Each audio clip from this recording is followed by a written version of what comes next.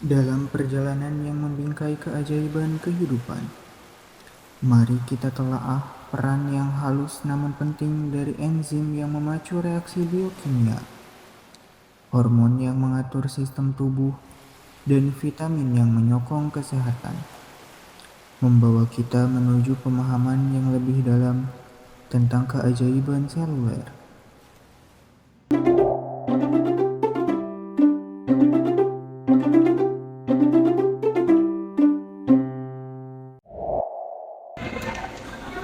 Hai, aku Enzi.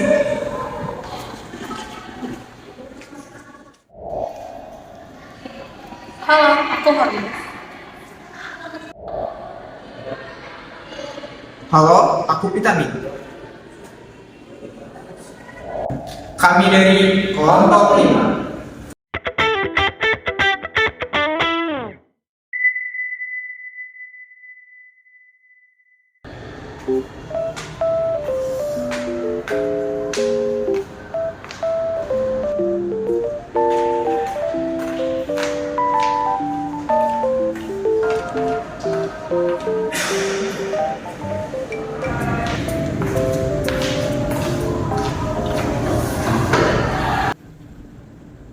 Ih, Reva, kok kayaknya kamu lemes banget sih gak lihat kuliah ya? Gak apa-apa deh, kayaknya aku lagi sariawan. Kira-kira kenapa sih sariawan itu? Padahal aku udah banyak minum air putih. Siapa tahu kamu kekurangan vitamin, terutama vitamin C. Oh, Gangguan yang dialami oleh salah satu teman kita tadi, yaitu Sariawan, itu merupakan salah satu bentuk dari kekurangan vitamin C. Nah, teman-teman, ngomong-ngomong soal vitamin, tahukah kalian, vitamin adalah sekelompok senyawa organik berbobot molekul yang kecil yang berfungsi atau memiliki fungsi vital dalam metabolisme setiap organisme yang tidak dapat dihasilkan oleh tubuh itu sendiri. Nah, teman-teman, untuk selanjutnya vitamin ini dibagi ke dalam dua macam, yaitu vitamin yang larut dalam air dan vitamin yang larut dalam lemak. Untuk vitamin yang larut dalam air itu ada dua macam, yaitu vitamin B dan vitamin C. Sedangkan untuk vitamin yang larut dalam lemak itu ada vitamin A, vitamin D, vitamin E, dan vitamin K. Vitamin yang larut dalam lemak akan disimpan di dalam jaringan adiposa atau lemak dan di dalam hati. Nah, teman-teman, untuk selanjutnya itu ada fungsi dari vitamin. Begitu banyak fungsi vitamin bagi kesehatan manusia. Salah satunya adalah sebagai penunjang kinerja berbagai organ tubuh agar dapat berfungsi dengan baik. Adapun beberapa jenis vitamin yang dapat kita temui di dalam kehidupan kita sehari-hari. Yang pertama itu ada vitamin A. Vitamin A merupakan vitamin yang sangat bermanfaat untuk kesehatan mata dan kulit. Vitamin A biasanya terkandung dalam buah-buahan dan sayur-sayuran. Contohnya adalah wortel. Nah, untuk selanjutnya adalah vitamin B. Vitamin B merupakan vitamin yang sangat baik untuk pertumbuhan. Vitamin B terdapat dalam biji-bijian utuh seperti beras merah, gandum, kacang-kacangan, susu, yogurt, keju, daging merah, hati, dan telur. Untuk selanjutnya ada vitamin C. Untuk vitamin C itu sendiri itu baik untuk mencegah salah satunya tadi sariawan dan baik untuk kesehatan tubuh. Vitamin C biasanya banyak terkandung dalam jeruk dan sayur-sayuran hijau. Selanjutnya adalah vitamin D. Untuk vitamin D itu sangat baik untuk pertumbuhan tulang dan gigi. Vitamin D itu biasanya terdapat dalam ikan dan produk olahan susu. Nah, untuk selanjutnya itu ada vitamin E. Vitamin E merupakan vitamin yang larut dalam minyak. Vitamin E atau tokoferol merupakan suatu senyawa antisterilitas. Nah, teman-teman, vitamin E ini itu terdiri atas alfa, beta, gamma, dan delta tokoferol. Tokoferol itu tersusun dari 16 atom karbon pada rantai samping yang jenuh. Nah, berikut ini merupakan struktur dari vitamin E yang terdiri dari alfa, beta, gamma, dan delta. Berdasarkan stereoisomernya, aktivitas antioksidan berturut-turut dari yang tertinggi yaitu alfa, gamma, beta, dan delta. Vitamin E itu ternyata agak sensitif atau kurang stabil terhadap cahaya, oksigen, dan panas. Alfa tokoferol merupakan vitamin E yang paling stabil di antara yang lainnya. Nah, teman-teman, sumber vitamin E itu umumnya dari bahan-bahan nabati seperti minyak nabati, minyak kelapa atau minyak sawit, ada kacang-kacangan juga seperti kedelai dan kacang tanah, biji-bijian seperti biji bunga matahari dan wijen, serta sayuran hijau seperti brokoli dan bayam. Selanjutnya ada vitamin K. Vitamin K adalah vitamin yang larut dalam lemak yang tersedia dalam dua bentuk. Jenis utamanya disebut filikoinon, ditemukan pada sayuran berdaun hijau seperti sawi, kangkung, dan bayam. Jenis lainnya yaitu menaquinons, ditemukan di beberapa makanan hewani dan makanan fermentasi. Menaquinons juga dapat diproduksi oleh bakteri dalam tubuh manusia. Berikut adalah struktur dari vitamin K1 filikoinon dan vitamin K2 menaquinone. Vitamin K merupakan nutrisi yang dibutuhkan tubuh dan memiliki tugas utama yaitu membantu dalam proses pembekuan darah. Jadi, apabila seseorang kekurangan vitamin K dan mengalami luka cedera, akan lebih mudah mengalami pendarahan dan luka menjadi sulit sembuh. Vitamin K membantu membuat berbagai protein yang dibutuhkan untuk pembekuan darah dan pembentukan tulang. Protrombin adalah protein yang bergantung pada vitamin K yang terlibat langsung dengan pembekuan darah. Osteokalsin adalah protein lain yang membutuhkan vitamin K untuk menghasilkan jaringan tulang yang sehat.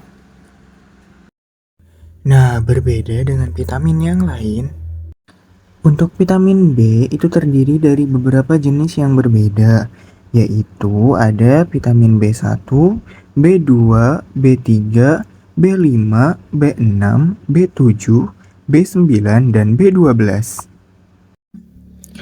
Nah, untuk manfaatnya sendiri, vitamin B1 itu membantu proses transformasi karbohidrat menjadi energi.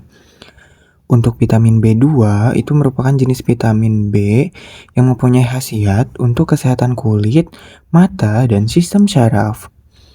Untuk vitamin B3 atau niacin, itu terkenal akan khasiatnya untuk menjaga kesehatan kulit, meningkatkan manfaat enzim di dalam tubuh, serta membantu penyerapan jenis vitamin B lainnya. Nah, untuk vitamin B5 itu membantu dalam produksi hormon. Manfaat lainnya yaitu memecah lemak dan mengubah karbohidrat menjadi energi. Nah, untuk vitamin B6 itu dapat membantu menghasilkan insulin, melawan infeksi, dan membuat asam amino non-esensial. Vitamin B7 itu mengubah lemak, karbohidrat, dan protein menjadi sebuah energi, serta meningkatkan pertumbuhan dan kesehatan tulang. Vitamin B9 itu dapat mengurangi risiko kelainan bentuk tulang belakang dan otak, membantu sel menghasilkan dan menjaga DNA, serta membantu memproduksi sel darah merah. Vitamin B12 itu meningkatkan fungsi dan perkembangan otak dan sel saraf, mencegah anemia, serta penting untuk metabolisme protein. Berikut adalah gangguan kesehatan yang disebabkan dari kekurangan vitamin. Yang pertama itu ada kekurangan vitamin A. Kekurangan vitamin A dapat menyebabkan gangguan pada mata, kulit kering, gangguan pertumbuhan pada janin dan anak, meningkatkan resiko kanker, masalah kesuburan, dan lain sebagainya. Kekurangan vitamin B dapat menyebabkan gangguan kesehatan tubuh seperti leukemia dan kondisi tubuh menjadi lemas. Kekurangan vitamin C itu dapat menyebabkan kulit kasar, osteoporosis, sariawan, dan lain sebagainya. Kekurangan vitamin D dapat menyebabkan kelemahan tulang, osteoporosis, dan lain sebagainya. Kekurangan vitamin E dapat menyebabkan kulit kering, pecah-pecah, dan penuaan dini. Selanjutnya, yang terakhir adalah kekurangan vitamin K. Kekurangan vitamin K itu dapat menyebabkan gangguan koagulasi darah dan lain sebagainya.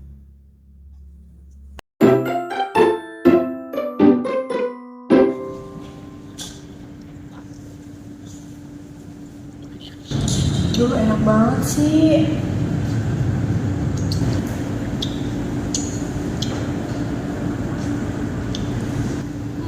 Kira-kira pas dia mengunyah ada proses apa sih?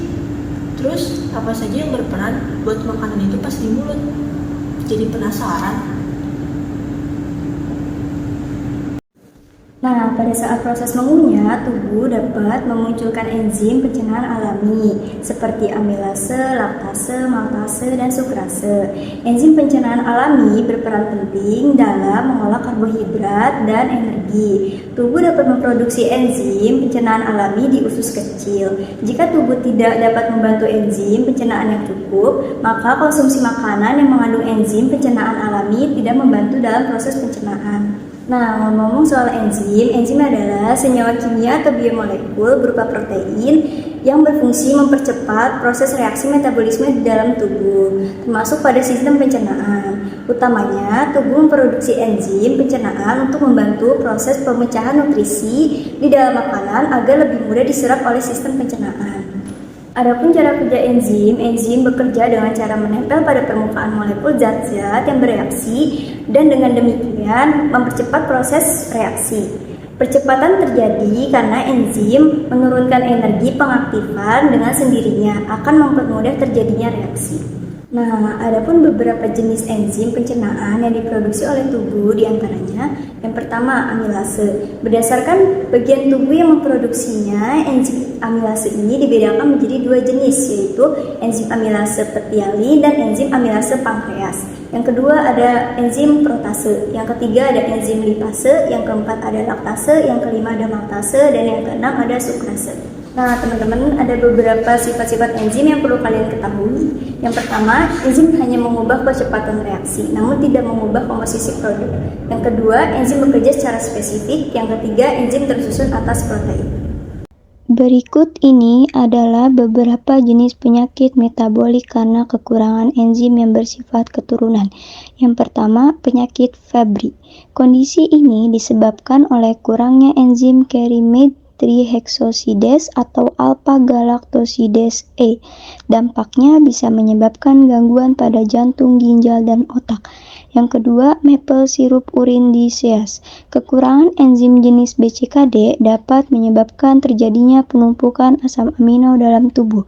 Kondisi tersebut bisa mengakibatkan kerusakan saraf. Yang ketiga, fenilketonuria. Fenilketonuria ini bisa menyebabkan tingginya kadar fenilalanin dalam darah. Jika tidak ditangani, kondisi ini bisa mengakibatkan penderitanya mengalami keterbelakangan mental. Yang keempat, penyakit Niemann-Pick. Penyakit ini disebabkan oleh gangguan penyimpanan lisosom. Efek kekurangan enzim adalah lisosom pada penyakit ini adalah kerusakan saraf dan pembesaran organ hati pada bayi. Yang kelima, sindrom Hurler. Sindrom Hurler juga disebabkan oleh kekurangan enzim di dalam lisosom. Kondisi ini bisa mengakibatkan penderitanya mengalami keterlambatan pertumbuhan dan memiliki struktur tulang yang tidak normal.